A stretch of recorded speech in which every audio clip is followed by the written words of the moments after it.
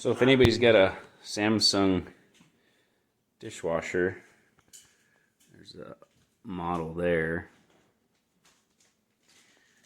This thing's only a year old, and we've had random issues with it leaking, and I've looked underneath and pulled the front cover and done a couple things. I pulled the door off as I watched some YouTube videos and tried to find what was wrong with it. Pulled the door off thinking it was a different model, and it didn't work.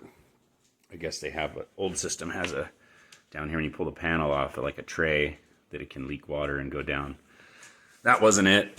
So I've been watching underneath and couldn't figure out randomly, sometimes water, sometimes not. And so this morning I crawled and sat there for a while with a flashlight looking underneath and saw water dripping slowly right there. So pulled it out, watched the water trail. I'm all the way up here, right here to this bolt. Well, it must have been loose from the factory or just not tightened enough. And there's a rubber seal in there, and it goes through and holds the rail for the top for this piece here. So it was loose. Tighten that up. I'm going to run a cycle through it here with it out and make sure it's sealed up. But yeah, just a factory flaw.